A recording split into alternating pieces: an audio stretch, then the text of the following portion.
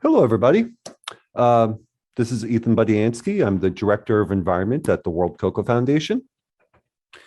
In my role as Director of Environment, I'm also leading the Cocoa and Forest Initiative.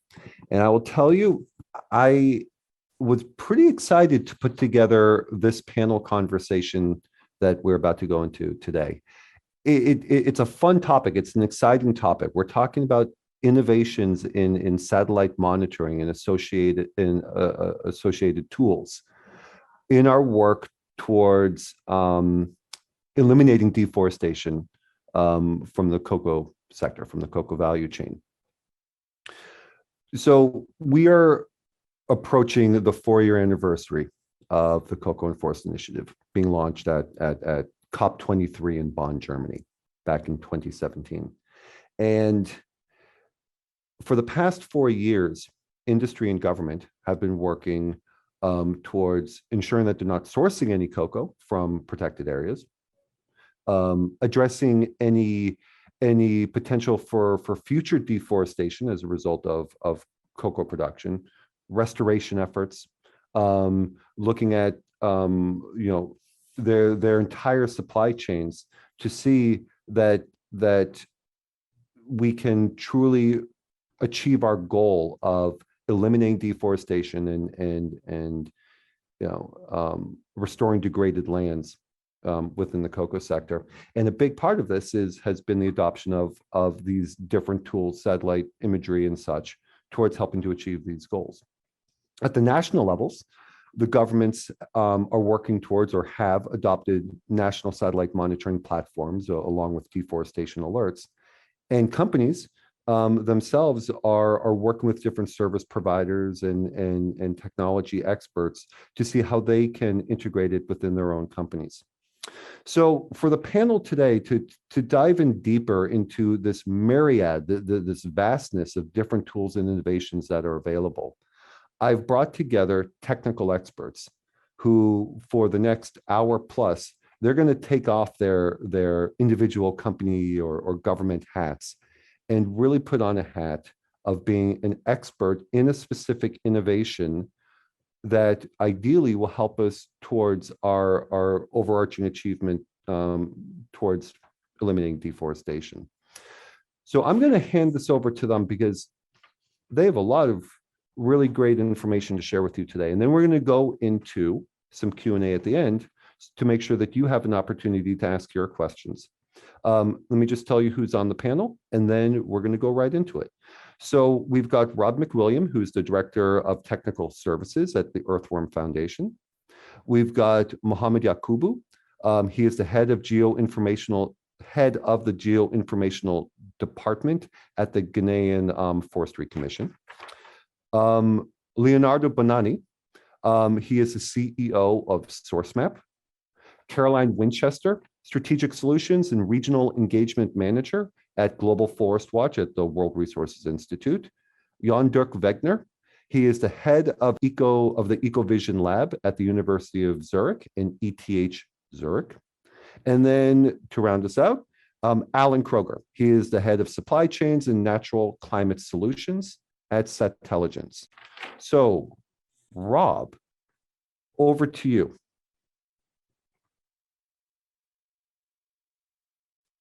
Great, thank you, Ethan. Just get my screen share. Hello, everyone.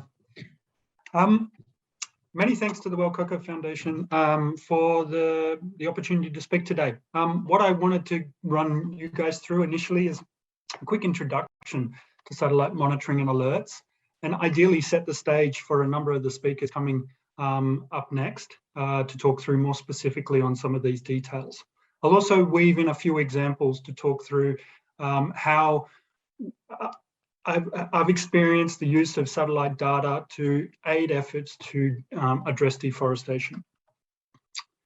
So first of all, what are deforestation alerts? And I've got those 3 screenshots there, and what I'm trying to get out of that for you guys is what we want to detect is where natural forest is being lost. We do not want to be detecting where it's not a natural forest. What I mean by that, where we have rubber plantations and other plantations of tree cover crops that aren't considered natural forest. So really focus on where's that natural forest and where that natural forest is being lost, but also focus on where that natural forest loss is actually converting the land to another use other than its original forest state. So the conversion of forests into potentially cocoa, palm oil, and other raw materials. And that's what those deforestation alerts at the end of the day really need to be driving and identifying where those situations are. When deforestation alerts are being developed, there's a number of considerations. One of those is around a forest mask. And I tried to think of an analogy of all the masks that we've had to wear over the last 24 months, but I haven't got a good one. But essentially a forest mask is accurately identifying where is the forest today. And that mask is then used to only detect the forest loss events and the deforestation events that are happening on that forested area. And that's a real critical consideration. And some of my fellow speakers here today will talk to that in different ways. Temporal and spatial resolution is also a key consideration. So when the alerts are coming out, do you want them every day? Do you want them every month, every year, every 10 years, whatever it be? And I think that's important to consider in terms of how to manage that flow of data. The spatial resolution speaks to how precise do you want it to be? How accurate do you want it to be? And you can get to the sub-meter alerts all the way through to alerts that are generated at 300-meter resolution, very coarse. And each of these have a role to play. But depending on the use case of deforestation alerts, a decision needs to be made around temporal and spatial resolution. And it's also important to consider how, particularly in cocoa, how degradation can be identified. And I'll speak to how we've done some of that with a project to identify degradation that's happening in the cocoa value chain and how action is being taken to address that. But degradation is a key factor to identify. It's often where things are starting to open up. You don't see the full clearance as we see on the middle image here, but it's an indicator that something needs to be addressed. How we detect deforestation is through a range of tools. As Ethan started there at the start, there's a myriad of technology out there, and they range generally in some really basic buckets. There's optical data. So these are satellites in space that are capturing essentially photos. And those photos can have all kinds of data layers in it. Those data layers can be used to identify what is happening on the ground and what's happening in the sense of deforestation. Radar data is something that's been increasingly used to detect deforestation. Radar has the benefit over optical of being able to penetrate through atmospheric conditions that can plague optical data to see what's happening on the ground. I mean clouds, I mean smoke, sands being kicked up off the Sahara, particularly over the West African area. So radar plays a role to overcome some of those challenges. And then there's other ways to collect or detect deforestation. There's a lot of aerial vehicles now, drones, people use this, or feet in the field, people going out and observing it with GPS and camera, the old style. So importantly, each of these ways of detecting deforestation and degradation have their strengths and challenges, and we can talk through perhaps those in the discussion. But when it comes to deciding on which of these technologies or a combination of these technologies to use, it's important to think about what level of accuracy do you want, what scale are you monitoring at, and what specifically are you trying to detect? Is it the degradation that's happening under Canopy, or is it the widespread deforestation that happens for some of the raw materials that are expanding around the world? And importantly, all of these technologies could be used together, or one or more can be used together to develop a monitoring and response system. What can deforestation alerts do for you? Firstly, it can confuse. In my experience, you can end up with a screen of red, red being the deforestation events, and trying to decide, okay, are these false positives? So instances of potential deforestation, but they're actually not deforestation, through to false negatives, through to just the scale of what's happening across an entire landscape, a country, a value chain. That can send people into a spin. But coming out of that spin, there's some real key use cases. One is businesses taking individual action, or stakeholders in general taking individual action. So here in the bottom left hand of the slide, you can see a dotted line representing a plantation area. And historically, that's experienced a level, some deforestation. So if you have traceability, then it's already quite a simple thing to pick up deforestation data, to be detecting if deforestation happened in the past or if it's potentially happening now, and to use that data to engage with your suppliers and to take the necessary action. And we have Leo talking about traceability later in the presentations. On a third level, the deforestation data can really help to drive the engagement and work further on traceability challenges. Getting traceability to farm, we all know, is very, very difficult. And often that requires a bit of prioritization. We can't do traceability at the same pace everywhere across the supply chain. So where are the risks of deforestation happening as a result of agricultural expansion for cocoa or for other raw materials you're concerned about? And where can I prioritize that so that I can put the feet in the field with my suppliers and build the necessary data points to ensure that you're not connected to deforestation, or if you are, then find ways to remediate and address those situations. And then a fourth use case is really around prioritizing areas for collective action. Because of that swath of deforestation that is happening across the world, we at some point have to prioritize, and we have to think about how we work in a more collective way to address that deforestation. And I think there's a number of examples, I'm sure, in the room here and beyond, of where collective action through prioritization is having impacts. I wanted to weave in just two examples before I hand it over.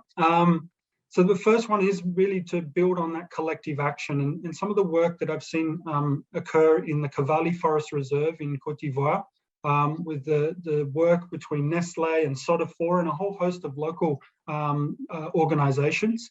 Historically, the area has experienced a lot of deforestation and degradation.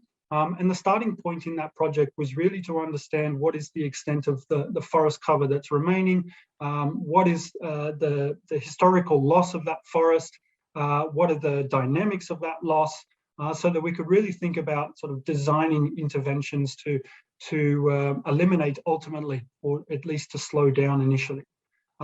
There's an example on the top right of the slide of what the situation can look like.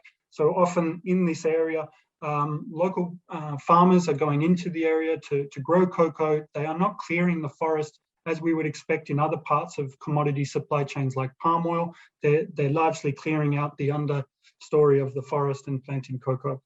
Importantly, that's led to engagement with local stakeholders in the Ivorian government and with local community to line up joint monitoring work that can use this data to ultimately reduce the deforestation that you see on the bottom right of the slide. And there's been this significant decrease in deforestation happening within that forest reserve since 2018. A second one would be that example of verifying your own supply chain. So there's a number of examples of companies doing this to date, of using this best-in-class deforestation detection systems and deploying that over their sourcing areas, whether that's a large sourcing area related to a co-op or down to the farm level, as I show on the slide here. And really drawing a concrete picture about where is it deforestation free to date, where are there challenges, and how do I invest in those challenges as an individual business with my suppliers. I just touched quickly on two innovations I'm seeing, because it often, deforestation always feels like the big negative thing. There is a lot of positive going on the ground, and I think there's a range of technology that's coming out. The very, very high resolution data that's captured in space is now becoming accessible, and that's really helping efforts to detect where reforestation is occurring either naturally or to monitor sites where projects or government agencies are planting trees to bring the forest back. So I think that's a powerful, yep. Okay, great, thanks. And lastly, the using the data to look at what's happened over time to improve carbon calculations related to Scope 3 emissions. I'll leave it there. Thank you very much. And I'll hand it off now to Mr. Mohammed Yakubu from the Forestry Commission of Ghana. Thank you very much.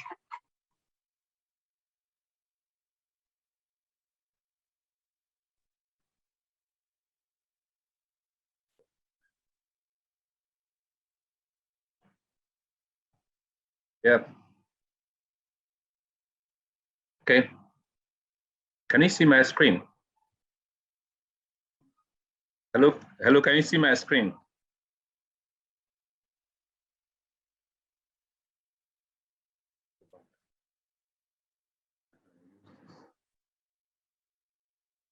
No.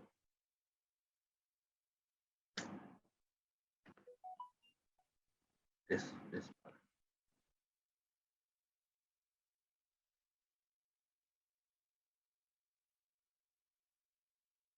Yes. Is it okay now? They say we should click it again.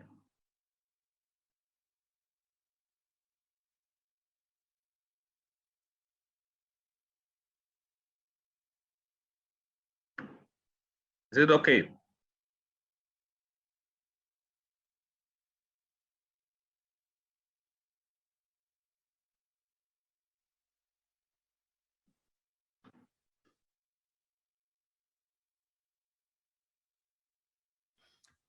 Yeah. I'm sorry. There's a little bit of a technology issue. Yakubu, you are all set to go. Meet Green, we're all set. Yakubu, over to you. Okay, thank you very much.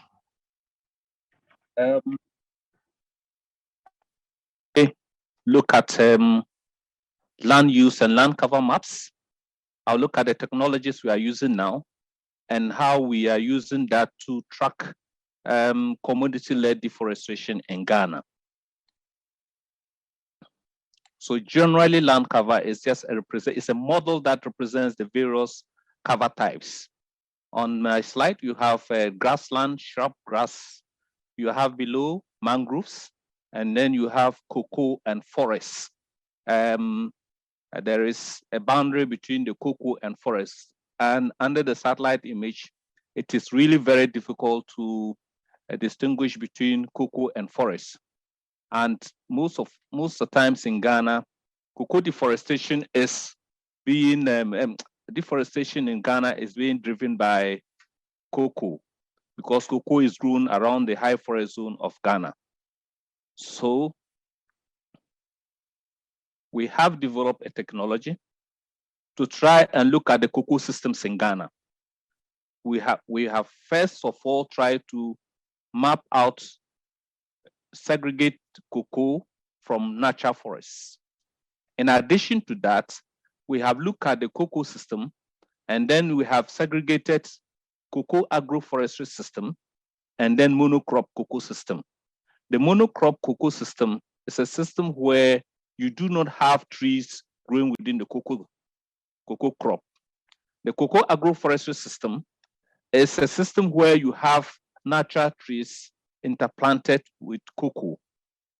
The policy in Ghana now is to move from the monocrop cocoa to the cocoa agroforestry system.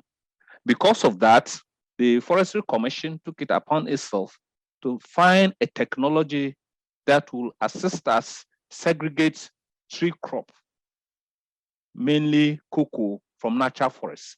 In that case, we'll be able to determine the exact extent of the forest.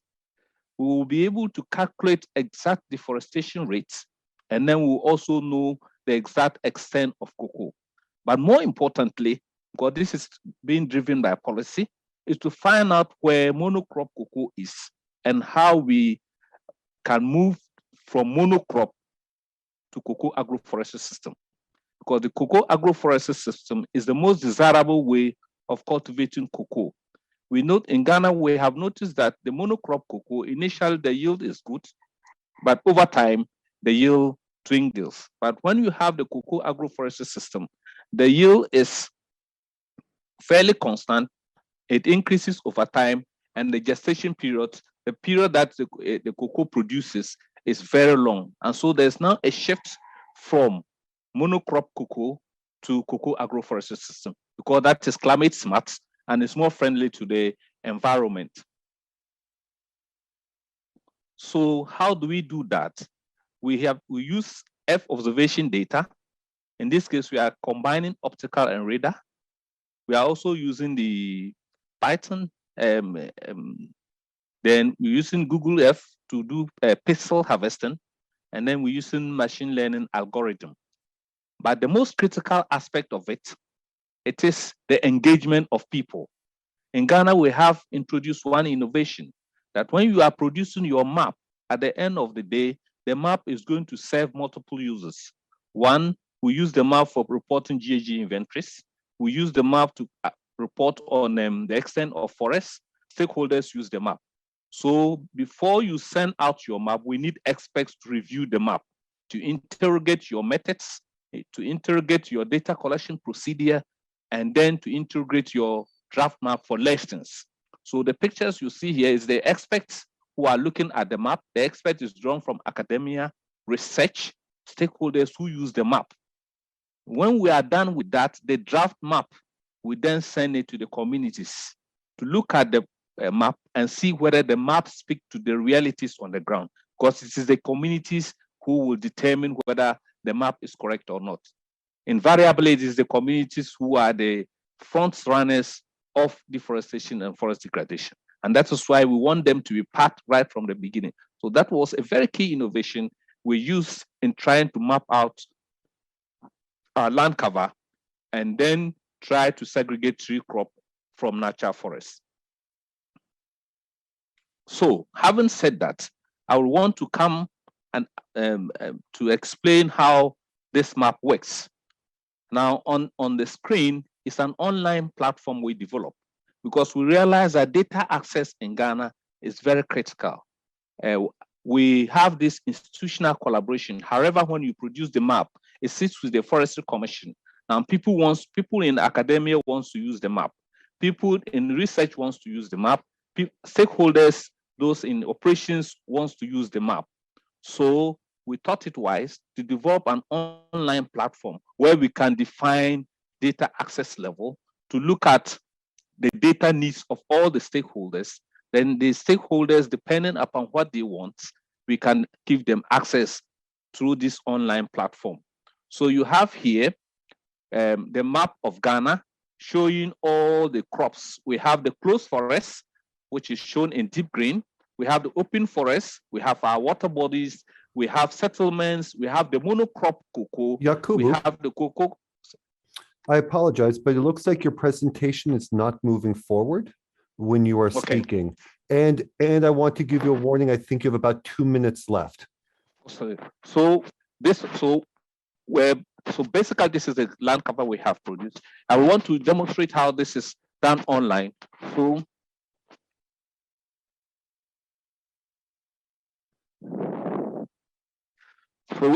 this is the online platform. We have the process to load the layers. So we load our cocoa map.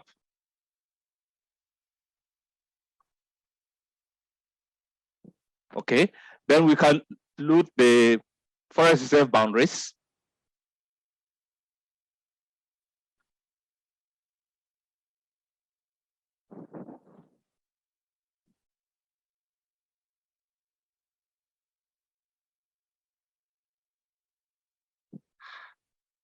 Great. So these are all our protected areas boundaries. We want to demonstrate one. A farmer who just brought the coordinates of his farm to the place to find out whether we can track this farm for him.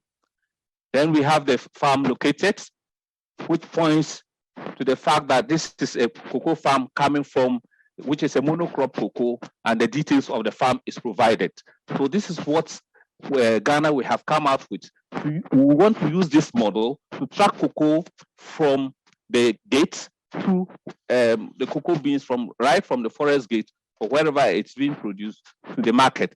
In that case, we'll be able to track our cocoa and how the cocoa is leading to deforestation in Ghana. The critical thing about this is it's private government partnership, and we need to know that developing this kind of tools, we will need some kind of partnership to be able to sustain it, to make our map more lively, to make our more up to date, and then to regularly update the map. In that case, we can always have a map that is speaking to issues in real time. On that note, that is what Ghana has been able to do with the cocoa sector and mapping the forest cover of Ghana. Thank you. So please, I will then hand over to Leonardo Boninai at SourceMap. Thank you, Mohammed. Hi, everyone. It's good to be here. Let me start my screen share. Okay. Thumbs up if you can see my screen. Thanks. All right. Hi, everyone. My name is Leonardo Bonanni. You can call me Leo, and I am the founder at SourceMap. We are specialized in supply chain mapping for the cocoa sector, and we work with partners to perform data analysis and enrichment through satellite imagery, partners such as Diligence, which you also have here on the panel today. This is a very big year for supply chain mapping. It's been a long time coming, but supply chain mapping has effectively come close to, if not already has become the law in importing markets in the US in particular, and it was just yesterday proposed into European Union law as well. And these are two quotes that I pulled out of the actual websites of the US government and the EU, explaining in their words what they mean by supply chain mapping. But effectively, a huge change has happened in accountability for companies that are sourcing internationally. And that change is that now companies are required to, as a best practice, maintain a map of not just their operations and their suppliers, but also their suppliers, and all the way down to the land that the raw materials come from that they seek to import into either the US or into Europe. In the US, the focus has been primarily on the prevention of forced labor.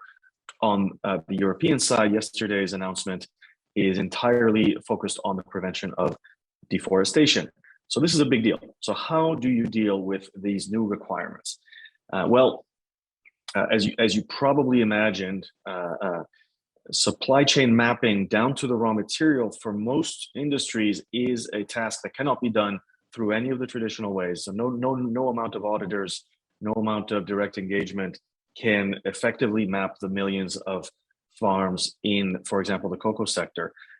And it becomes even more complicated when we think about the scale of the unknown suppliers. So very often we're working with brands that have limited visibility into even their tier 2 suppliers. And when they engage in the process of discovery, we'll discover 5 or 10 times more suppliers than they thought or that they knew they had. Then it's complicated further by the speed at which the supply chain is evolving. There's turnover, but also the speed at which reports are needed. And it's become much more frequent than annual. Finally, every industry, every supply chain, every company has its own way of thinking about environmental impact. And so the system needs to be suitably customized, for example, to all the different programs that members of Cocoa and Forest Initiative have. And then finally, there needs to be a level of assurance so that the data isn't just collected, the analysis isn't just performed, but there is somebody keeping track of any kind of indications that there could be waste, fraud, errors, omissions, or even abuse in the database. And for those reasons, it's very clear these new laws point to a technology solution for supply chain mapping.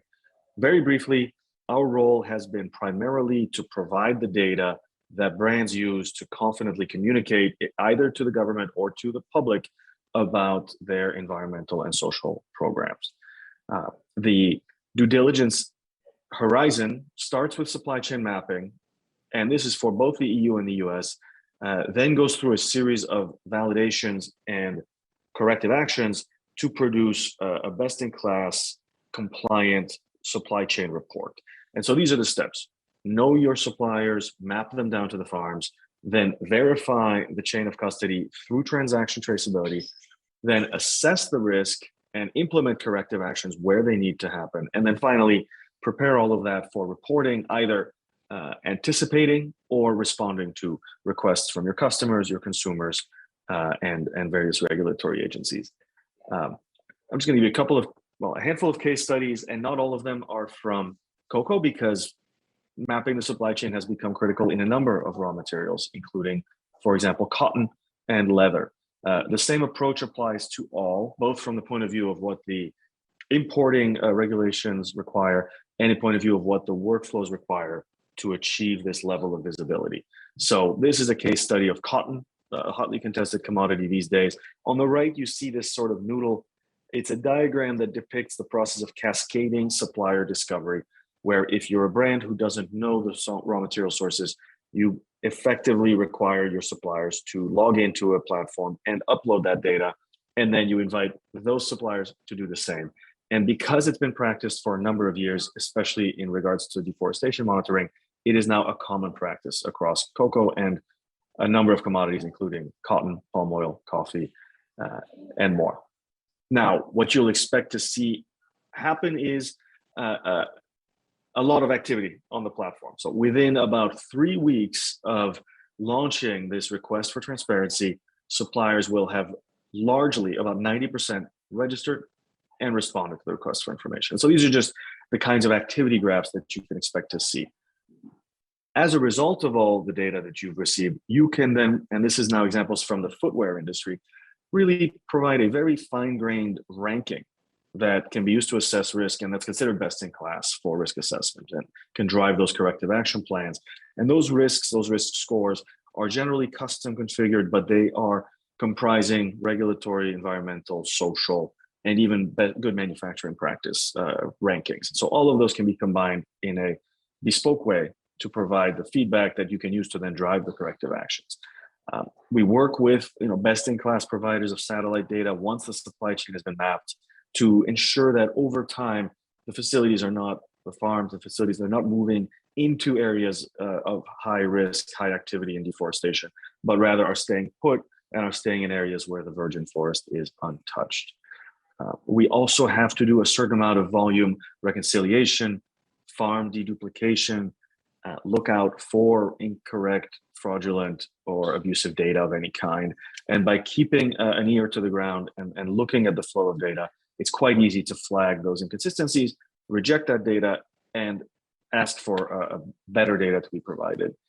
Obviously, you can use that kind of reporting to automatically drive, for example, CFI reports, and that's usually done through dashboards and spreadsheets that get downloaded that answer not just the global program requirements, but also each brand, each company's own specific activities that they have implemented to, for example, introduce agroforestry. It's not limited to brands. Since so much of the traceability and mapping data is really being collected by enumerators working at and for the cooperatives, it's very important that the cooperative have direct access and direct control. And so they can do that through their own version of the dashboards, which is where a lot of they have their own maps, they have their own monitoring of the volumes, the quality, the yields, and any exceptions that arise along the way. And then last but not least, all of this data has to be prepared for communications to customs in some cases, for leadership reporting, and for, if when it's possible, even transparency to the public, which is seen as the best practice. So being confident enough with all of your supply chain mapping data that you can share it is the end goal of for most of the companies that work with SourceMap. Just to wrap up, and I know that it's become the law, but it's still, we run into a lot of organizations where supply chain mapping needs impetus, it needs resourcing, it needs drive from the leadership. And it is also something that has tremendous value for other functions, quality, responsibility, compliance, IT. So there are a lot of people in a company, small or large, that need more visibility into the supply chain to do their jobs better. And getting buy-in from multiple groups only makes it easier to achieve what is now a requirement for imports in a timely way and with a lot of alignment from brands, from suppliers, from co-ops, and from farmers. And with that, I'll leave you to the next speaker. I'm introducing Caroline Winchester at the Global Forest Watch from the World Resources Institute. Thanks so much, Leo. Let me just get my screen up and running.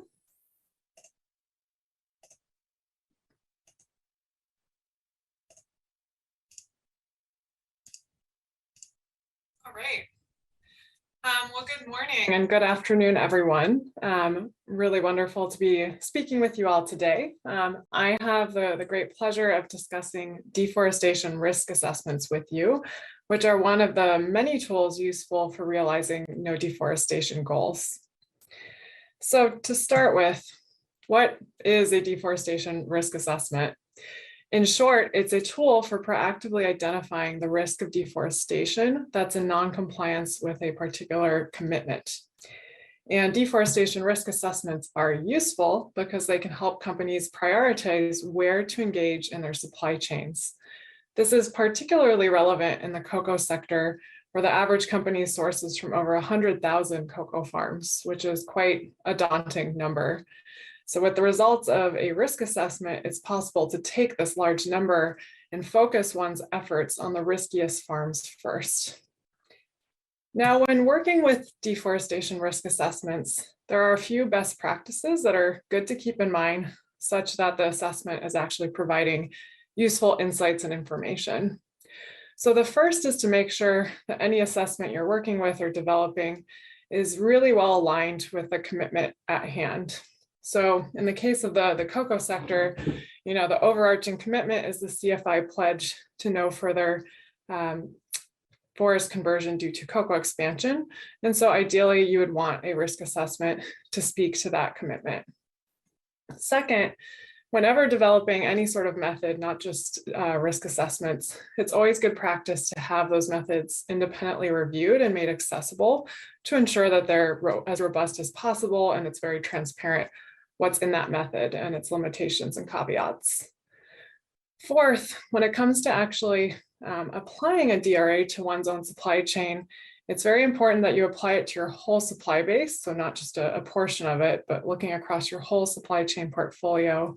And you want to make sure you're comparing apples to apples. So in this case, comparing farms to farms, cooperative areas to cooperative areas, et cetera. And this way you can get really good insights on where risk is higher or lower on those locations. And finally, wanted to point out here, because this is important, that deforestation risk assessments need to be kept current. So it's not a tool that one should just use one time and then never revisit it. And that's because risk changes over time. So it's best practice to kind of periodically refresh a deforestation risk assessment, identify where the risk is the greatest, and therefore change how you're prioritizing your engagement efforts accordingly. Now, just to make this a bit more tangible, here's one example of a risk assessment from the palm oil industry. Just like the cocoa sector, palm companies are often very overwhelmed with the number of locations in their supply chains and need a way to understand where they should be engaging first to make a difference on reducing deforestation. In response to this need a few years ago, WRI, in collaboration with ProForest, as well as the service provider Diameter and several palm oil companies, came together to develop a risk assessment specific to the palm sector, focused on the mill level, because this is the kind of point of engagement in the palm industry. With this assessment, there was quite a bit of uptake, and it helped companies not only prioritize engagement within their own supply chains, but it helped drive engagement collectively across companies in the areas that really mattered the most for addressing deforestation. And I want to also note here that when it comes to then finally going to do engagement activities, that's where it's also important to bring in other tools that some of the other panelists have already discussed here, like near real-time alert monitoring, more fine-tuned risk assessments, et cetera. So just important to keep in mind that none of these tools will solve the problem on their own. They really do need to be used together. And here's just one tangible kind of benefit that a company received from this risk assessment. In this case, the company Procter & Gamble was able to prioritize where to do supply chain management activities in order to realize their sustainable sourcing policies. So risk assessments can really help companies narrow their efforts to where it matters the most. So now coming back to the cocoa sector, there's great opportunity here to kind of see a similar approach unfold. And the really great news is that several companies and technical organizations have developed deforestation risk assessments and have learned a lot of great lessons from these assessments. And seeing this opportunity, WRI, in collaboration with the World Cocoa Foundation, Climate Focus, and several CFI signatory companies came together to develop one aligned deforestation risk assessment. And really the goal of this aligned assessment is to serve as a kind of starting point and common understanding of where risk is the greatest across all of West Africa, such that everyone's focusing their efforts where it matters the most. And then of course, based on the results of these assessments, just like in the Palm example, other tools such as more granular assessments, near real-time monitoring, et cetera, will be really important for really fine-tuning those engagement approaches. Now, just to give you a sneak peek of kind of what's coming with this aligned deforestation risk assessment that's under development, first off, it is aligned with the overarching CFI commitment of no further forest conversion due to cocoa. So it's very broad, and this is different than, say, a legal risk assessment, which would be very much focusing on deforestation just within certain protected area categories. So it's a very broad one. It goes broader than that. The second kind of thing to know is it is a risk assessment designed to proactively identify where deforestation is going to happen next year that's likely associated with cocoa. So this gives companies and other stakeholders an opportunity to react in advance and hopefully stop that deforestation before it happens. Another great thing is that we received a lot of diverse input as we've been developing this deforestation risk assessment, not only from the project participants, but also from other technology organizations, some of who are on the panel today. And this is really important to help make the assessment as robust and useful as possible.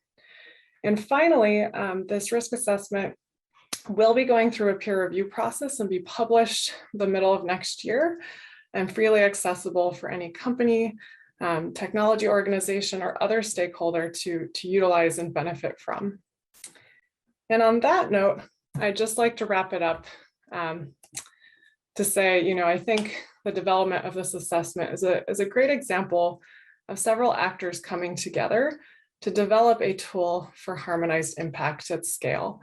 And this can help drive not only improved risk management within an individual company supply chain, but it can also help to drive collective action amongst companies and other stakeholders.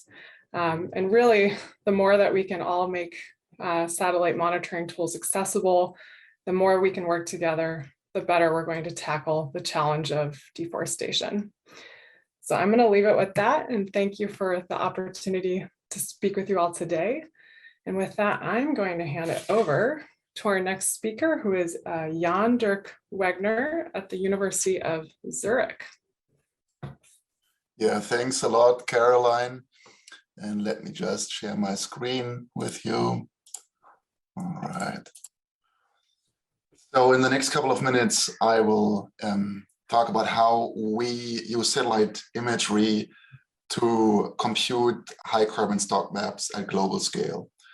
So what are high carbon stock maps? So the high carbon stock approach categorizes landscapes according to their carbon stock. And it defines what landscape to protect and which landscapes that can be developed. And you see this theory on the right side, and there's a threshold that is defined, everything right of the threshold. So scrub, open land, all the degraded lands of former forest can possibly be developed, and everything left of that with higher carbon stock from young regenerating forest to high density forest should be protected. And a lot of multinational companies like Barry Callebaut, for example, we collaborate with them, follow this HCS approach in their no deforestation policy and ask their suppliers to adhere to it. And we are now working on a tool that uses artificial intelligence, so deep learning to be more precise, and satellite data to produce one globally consistent, publicly available, accurate, indicative HCS map that can be updated every couple of months. And this is how we do that. So we combine space-borne LiDAR footprints and Sentinel-2 satellite imagery to first predict the canopy top height. So the space-borne LiDAR footprints come from the NASA JEDI sensor mounted to the International Space Station payload module. You see this here. And it's basically providing a sparse point cloud of the Earth. And to fill the gaps in between these red stripes here in the long flight direction, we combine it with the ESA Sentinel-2 satellite imagery to output finally a dense 10-meter resolution canopy height map, and color encodes height in this image. So everything dark is very low canopy height, everything orangish, bright yellow is very high trees. And now this is a result for Malaysia, Indonesia, and the Philippines at a 10-meter ground sampling distance that encodes the canopy top height. So again, the same color coding, everything dark is a very low height and everything bright is here, in this case, up to 50 meters high that we can measure with our approach. And we densely cover the whole region. And at the moment we are running software in the cloud to produce a really truly global model for that.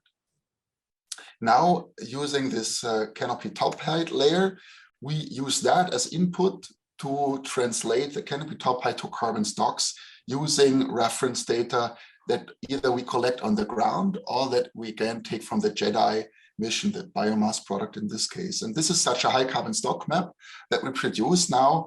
And if you want to check it out, it's all open source and online. Just scan this QR code with your smartphone and you can check the accuracy and see if it might be useful for you. What we also add on top of that is additional land cover layers. So we also have our in-house software to compute a palm oil layer for the whole region, and also coconut layer in light blue, especially in the Philippines, and Palawan, that is interesting. And we use build-up layers and so on. And at the moment, we are running this also for the cocoa growing regions. So this is for Ivory Coast and Ghana, the canopy height map. Now I'm showing this for heights up to 25 meters for the color scaling, but we do it for tree heights up to 40 meters. And at the moment, we're collecting reference data on the ground, and then also we will combine it with the JEDI biomass footprints to translate again the canopy top height to carbon stock. And what we also did already is that we developed a method that computes a land cover map of all the cocoa that is growing that you see here on the right for Ivory Coast and Ghana. And this map was already validated in Ivory Coast by colleagues from Barry Callebaut on the ground. They took the map on the ground, went to now more than 13,000 hectares of cocoa and background non-cocoa areas, and they found it to be rather accurate. So next steps is now that we look at Cameroon together with Violaine Berger from IDH. We were looking for some ground truth data for Cameroon, and we could just apply our method, run it, and you get the map. So then a PhD of mine is also working on a rapid alert forest degradation system based on Sentinel-1 radar data that would throw out alerts every 6 days at global scale, but with focus on the cocoa growing regions and palm oil at the moment. And then from next year on summer, we will turn this into an open source, publicly available tool at global scale. So that updates every 6 months for the HCS layer and every 6 days for the forest degradation system. All right, so if that sparks your interest, reach out to me, let me know. I'm happy to answer any questions. And with this, I'll hand it over to Alan Kroger at Diligence. Thank you.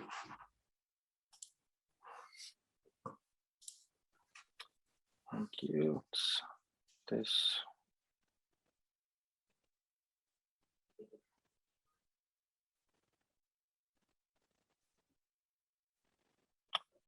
All right. Thank you. I'm Alan Kroger. I lead the supply chains and natural climate solutions work with Diligence. And so I'm delighted to talk to you about carbon monitoring and how the cocoa sector can make use of it. So we're going to first talk about how this is measured and start with a high level overview, some of which has been covered on how this actually functions together. So we start from left to right. We have three main ingredients, essentially. We have height data that come from the space and airborne measurements for tree height. We add in field data for the different regions of interest. And then the last piece is the satellite data that comes from the combination of Landsat and Sentinel data. Then all this goes into AI models that produce reliable carbon stock assessments on and around farms in the case of the cocoa sector. And then with AI mapping, allometric equations, we create these accurate data-driven models of the carbon levels in your supply chain across space and time. So since this is supposed to be about breakthroughs, some of which you've already seen, we'll start with a few of them. The first one is that we can do this globally now for carbon with global coverage at farm level detail. Second is that thanks to our partners and clients, you can calibrate these carbon levels on over 500,000 cocoa farms, for example, here in West Africa. Third is that there's now the ability to have 300 times increase in detail. Here's the NASA biomass at 300 meters, but we can look at biomass now at up to 10 meters. And you can look at that in the present and also going 35 years back. So what's important is to know what can you do with this as a producer, as a trader, a brand, what is happening to the carbon in your production area. And so utilizing this technology, first, you can measure carbon emissions from deforestation in your supply chain. Second is that you can measure additional carbon captured on farms via agroforestry and other restoration, natural climate solutions. Third is that by combining these insights, these measurements, companies can then have an accurate breakdown of where these actions to reduce and capture more carbon emissions will result in the meeting the needs of your various climate targets. So first, let's look at climate commitments. If you're a cocoa company, your one main challenge is having to accurately measure and reduce your Scope 3 emissions. Normally, you would rely on emission factors, calculators, indicative maps, and just other estimates. But for land use change emissions, a big chunk of your emissions are from land use change. You no longer need to rely on these estimates. With carbon monitoring technology, we can identify where your emissions from land use change have occurred, and then set a clear baseline with using real data. You can then prioritize where to focus your interventions in these landscapes and your investments to end cocoa-related deforestation emissions and reverse loss with carbon removals from investments in natural climate solutions. And third is to assess your progress across each sourcing landscape and individual farms. So with carbon monitoring, like I said, you can now go beyond deforestation data with the new dimension of carbon loss and gain. Yesterday, we heard from South Pole and experts at Vera on how you need to measure your footprint, and that there's a lack of clarity on one's ability to measure cocoa-related emissions. And that's true in many parts of cocoa production, but I'm here to tell you now that you can measure cocoa-related emissions when it comes to land use change, which is one of the main emission sources for cocoa companies. We see more and more companies making commitments to be carbon positive, forest positive, nature positive, many other terms of phrase from the comms team at these companies. And about 3 years ago, I spoke to a company that made one of these early new commitments, and they admitted they had no clear path on how to make it happen, let alone measure their progress. And so I can tell you with confidence now that one of the breakthroughs with this technology is that this satellite data can measure your progress and show you where you need to focus your future interventions. Both on and off farm, this remote sensing gives you the ability and at low cost with consistent monitoring globally across all your cocoa landscapes from Ecuador to Ghana to Indonesia in the example seen here. Now, I was asked to provide an example of how carbon monitoring is being utilized today to end deforestation, engage with stakeholders, especially farmers, and inform incentive payments. And I want to speak especially to the last two and invoke the message that was put very clearly yesterday from the WCF president about poverty and the need for systemic reform for real sustainability outcomes. And I think technology can help with a part of that.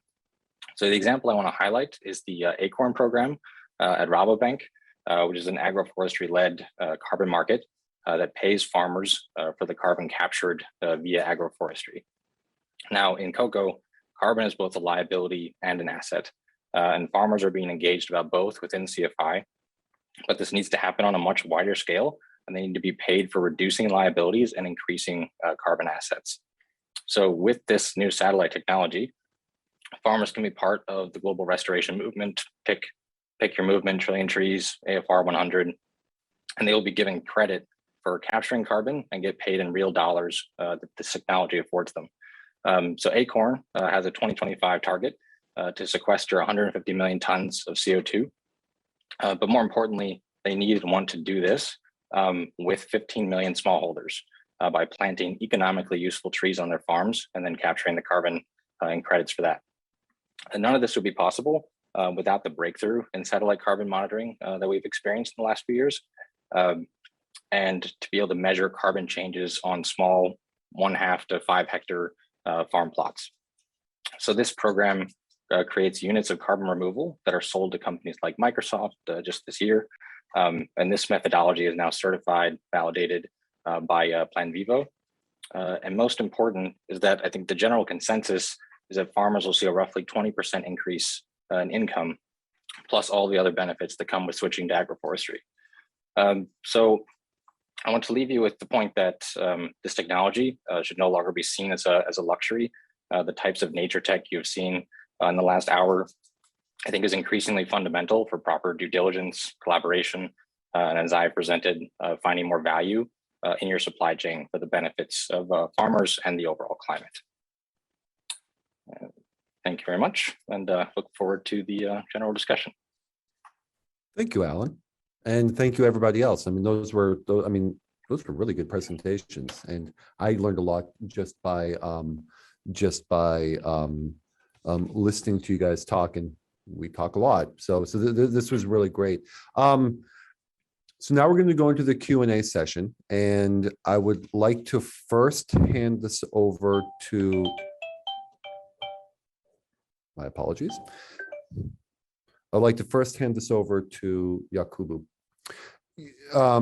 Yakubu, what I want to hear from you is, you know, the Forestry Commission has developed these very high-tech, useful land use maps, right? My question to you is, how do you intend to actually use this? How do you utilize these maps to then move from the map itself towards prioritization or implementation or other key activities at the national level? And then you start off by talking about the national level, but then kind of what are the expectations with regards to your engagement with the private sector? If you want to focus on the cocoa sector, that's great.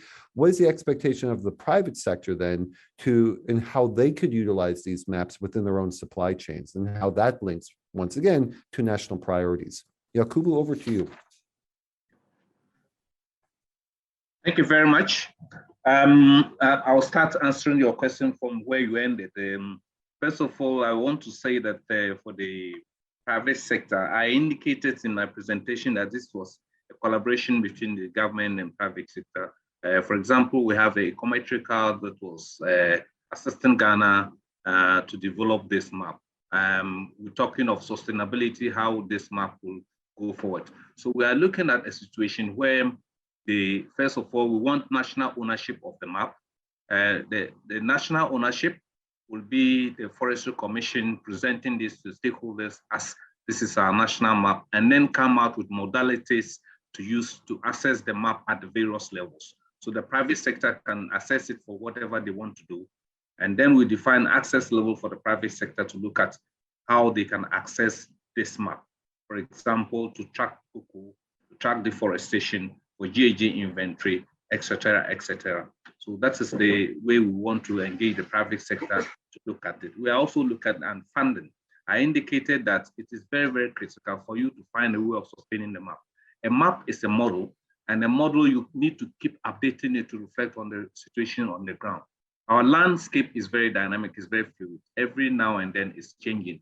So if you produce a map today, in a year's time, the map will not be as realistic as it was yesterday. So you need to update the map. So we need the private sector to join government to find a way of sustaining the momentum of the process. In that case, we will have to look at a process where we can, or a business model that will help us always get funding to sustain the map process.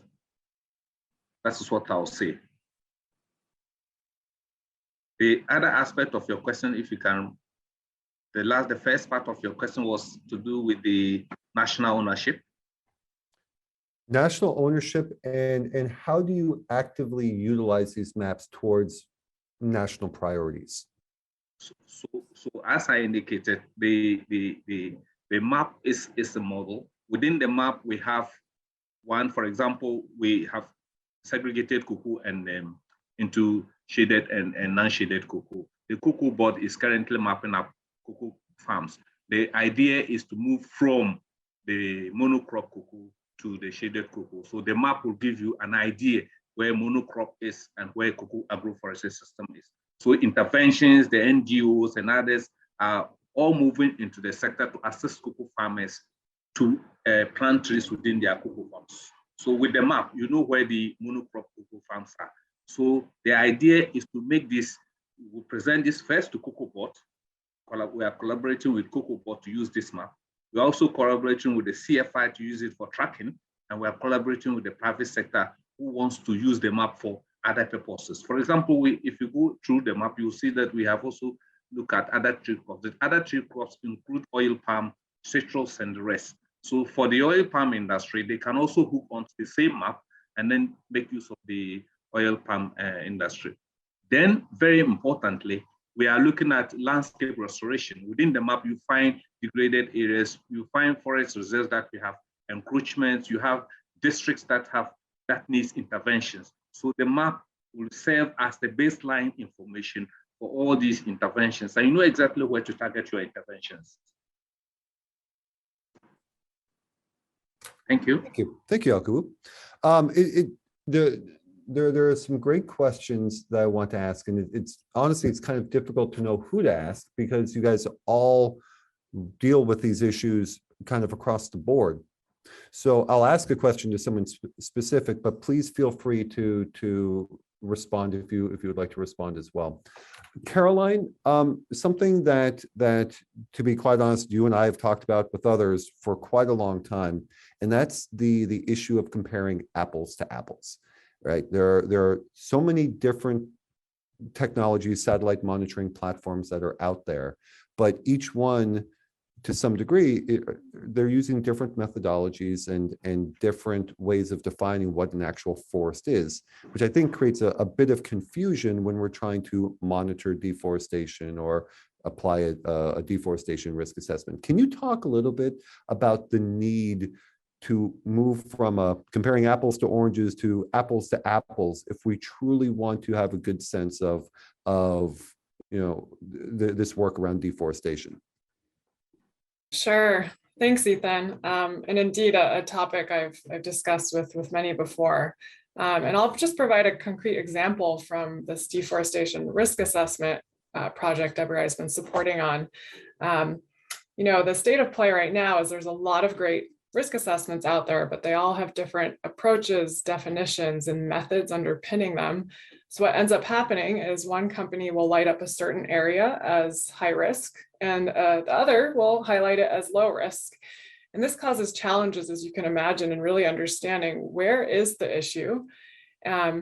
And let's do that harmoniously, because if we are all responding to the same information, we have a better chance at actually tackling the issue. So I think it's very important that there is, at least for each tool, one kind of basis or common starting point in each. So each, risk assessment, land use change map, carbon monitoring, there needs to be a level playing field at a minimum that everyone can respond to. Otherwise, we're going to end up with discordant, disaligned reactions to those insights, which are not going to drive towards harmonized impact. And that's really about aligning what do stakeholders need, and let's align on one or two core data sets that everyone needs and can have access to, so that we are having that harmonized, aligned approach to really tackle the problem of deforestation.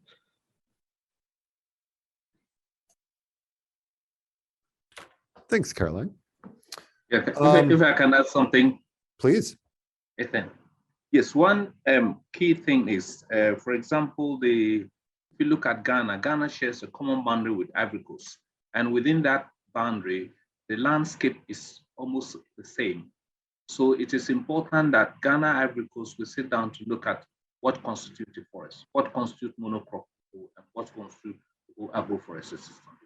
If you go to the northern part of Ghana, we share boundary with our Sahelian counterparts. The woodlands are about the same. The structure is about the same. So we need to sit together and then look at what constitutes the woodland, what constitutes open woodland, and what constitutes a dense woodland. Then together we can come out with a common definition of what constitutes a forest within the sphere of neighborliness, and then define what will constitute deforestation. In that case, we will then begin to compare apples to apples, so that in Ghana, when we are talking of tracking cocoa, Ivory Coast will be talking the same language.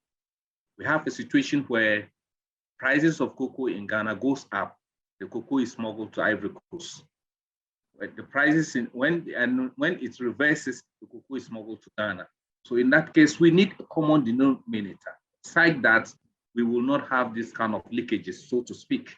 And then also we'll have a level playing ground, or a baseline where we can all, a platform where we can all sit and say, this is what constitutes deforestation, and this is what. So it is for us as countries to come together, learn lessons. For example, what Ghana has done, we can share our lessons with Ivory Coast, and then perhaps look at our neighbors within the Burkina Faso and then the Sahelian countries. In Ghana, as you're aware, anytime the Ivory Coast, they open the Bagre Dam, it causes a lot of flooding in northern part of Ghana up to the middle portion. So it means that what happens in Ivory Coast affects us. So there's a need in Burkina Faso affects us. So there's a need for us to sit together and then come and define common parameters to use to measure our forests. Thank you. Alan, I'm warning you, I'm coming to you shortly with more carbon questions, but before I do that, let me go to Rob. Rob, let's talk about for example, the projects that you guys are working on in Kabali, if not others. And talk to me a little bit about the participatory processes, if any, that you are utilizing to get communities and farmers, cooperatives involved in the actual forest monitoring work that you are doing. What should be the role of communities and farmers and cooperatives in satellite monitoring? Yeah, thanks, Ethan. Their participation is fundamental, I think, in terms of local communities, cooperatives, anywhere across that value chain. But as you get obviously closer to the production part of that value chain, participation needs to be at as much as it can be. I was going to say maximum. So ideally maximum is where you'd want to be. So what do those roles actually look like to date on the ground, whether we're talking about Kavali in Cote d'Ivoire or in other parts of landscape type initiatives that we have around the world? They're really about co-designing with those local communities how the areas will be monitored. So it's all great for all of us to generate data sitting in different seats around the world, but actually the application of that data on the ground in the hands of local people is probably what matters most. So one of the core challenges is really sort of embarking local communities on what's this data about? Why are we looking at this issue? So a lot of the early work is to really build the awareness and essentially start building capacity to be able to use such data.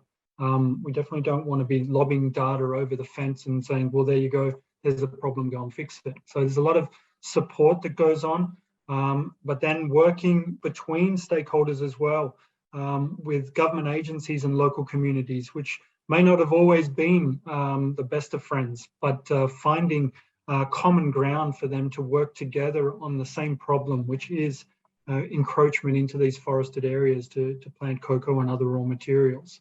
So yeah, bringing them on that journey is critical, providing them the ability, the communities, the ability to understand the data, to use pieces of technology that are quite simple to use on the ground, that are fit for purpose for where they are, has been fundamental. And yeah, we're having quite some success with that. Tough to scale, but I think that's the challenge. It's working out how to do this in every location possible so that there is that empowerment with local communities to address deforestation. Great. Thank you for that, Rob. Alan, and we'll start with Alan, but obviously anyone else chime in. Let's talk about carbon. I've got two questions. I think you can probably combine your responses to both of them, but how do you deal with carbon stocks in different tree species and different wood densities and above below ground ratios? Bit technical. And then second, how old or big do newly planted shade trees need to be for these tools to show increased carbon stocks? And this is directly linked to obviously a lot of the work that we're doing around agroforestry. So Alan, over to you, and anyone else chime in as well. Right. Yeah. So we deal with the variations by gathering field data first from local partners. So like work we started with measuring carbon in coffee agroforestry, started with gathering field data in Colombia in the local region on differences in actual DBH measurements that were done on the trees there and the different species that occurred in that landscape. And then we use regional specific allometric equations, which have to do with basically charting the growth of what is going to happen in terms of the biomass density of different plant species. And so that allows you to calibrate the model to the species occurrence in whatever land cover and land use classes you're dealing with in that landscape. In terms of the age, I don't have an answer to that question necessarily. I don't know if someone else might, but we've already our technology was already used to issue credits on the program in year one, and so but these were young saplings that were put in that are fast growing economic trees, and so we can start to to gather those carbon increases rather quickly. Maybe some of the experience we've had, Ethan, to build on Alan's response there in terms of the age. Some of the experience we've had with the mapping work that we're doing around the world.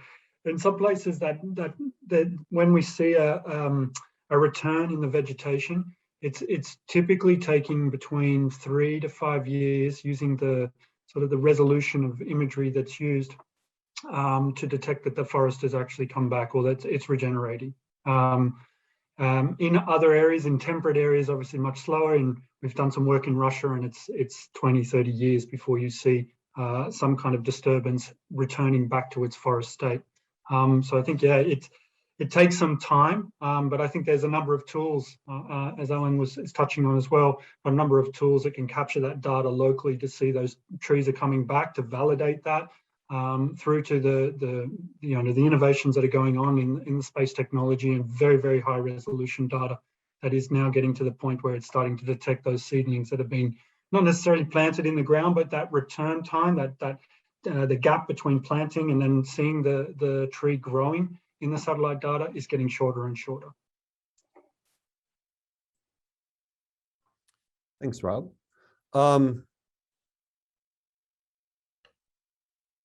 Let me go over to Leo. Leo, how with all your work on traceability, where are we headed with the utilization of satellite monitoring and other innovations towards greater transparency in the cocoa sector and in other sectors? What are the opportunities that are out there? And what do you think are kind of the expectations towards greater transparency in these different value chains?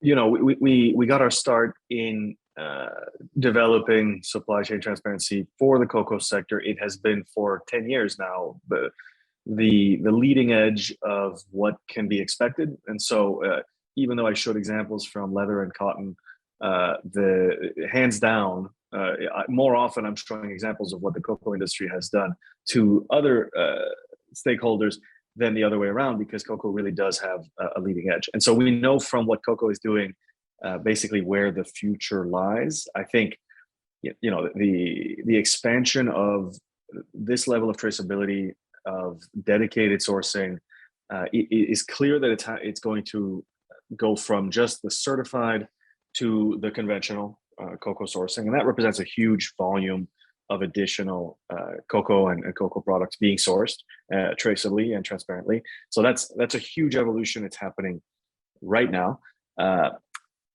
Other pretty amazing consequences of that are the ability to have financial traceability.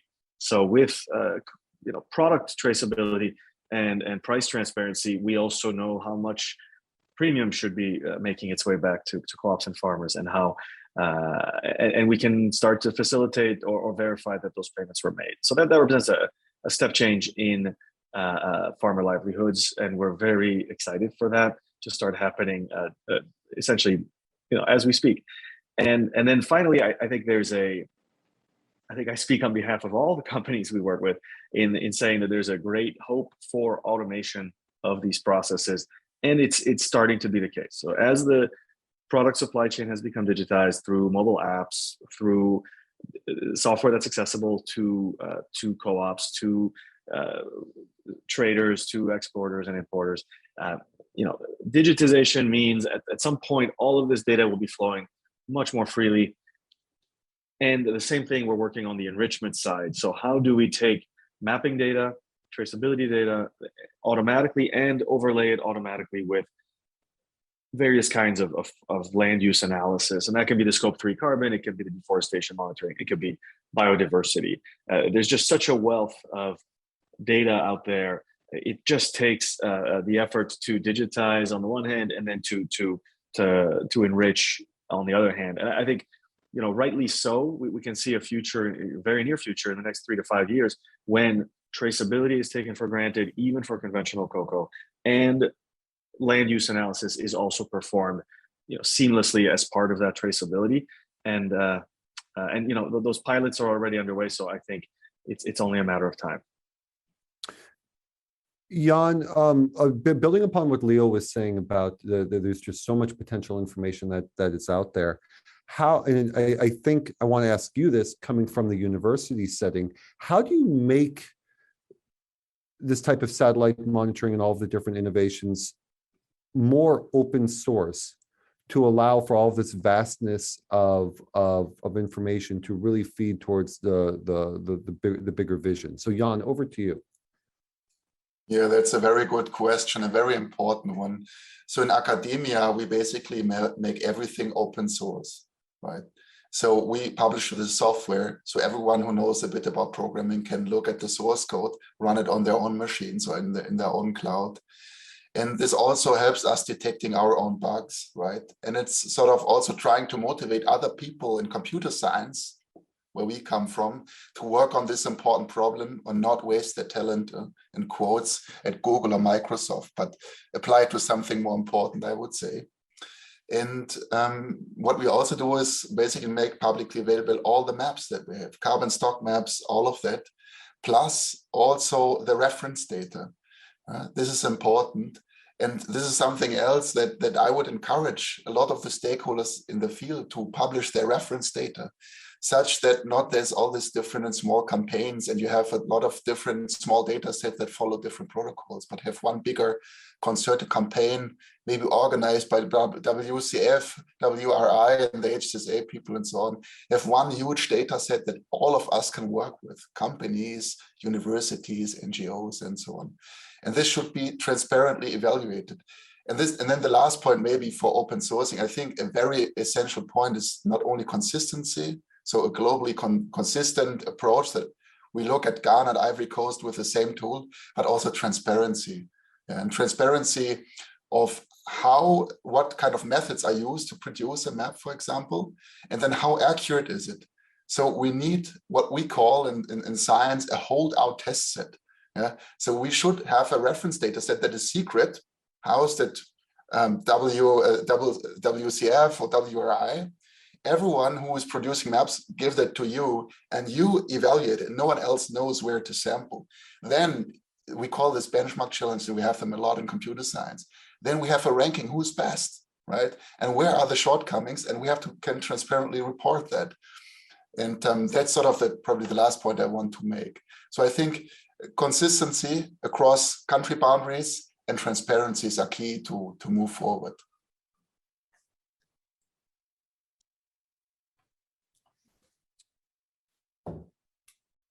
Attribution. I really, well, one of the real challenges that we have in our work on satellite monitoring is in just our work within like the Cocoa and Forest Initiative and eliminating deforestation is really understanding what is causing the deforestation that historically has happened, that's happening now. What are the different innovations, or where are we headed in terms of getting a better sense of attribution of tree cover loss, attribution of deforestation? Is it illegal mining? Is it the palm industry? Is it timber? Is it cocoa? Is it other agriculture? Maybe I'll start. I mean, I think anyone could respond to this, but maybe I'll start with Alan.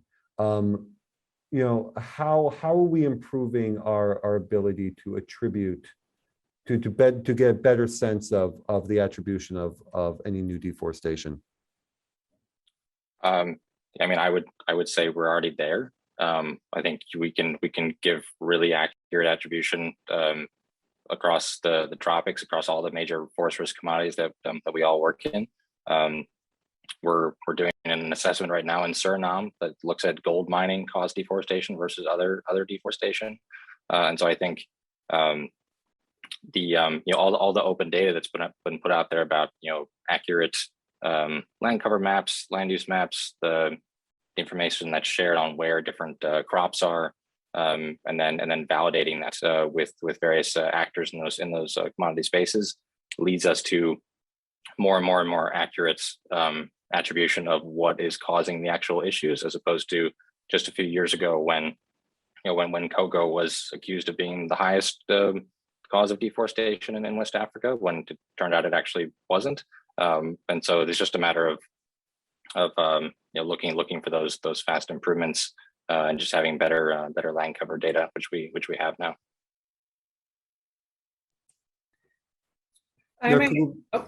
Go, Caroline, please. Apologies. Yeah, I would agree with Alan that I think it's come a long way. Just a few years ago, the technology wasn't quite there yet for these. We need full land cover change data sets, not just deforestation, but it's coming. And for example, WRI has just launched a land and carbon hub that is now aiming to make publicly accessible land cover change data sets available to the world to be able to do this sort of monitoring at scale. So this is heading in that direction. I think the more we can align on those data sets and have those transparent methods and open data, as Jan was discussing, the more we're going to have impact across West Africa and other countries that cocoa is sourced from.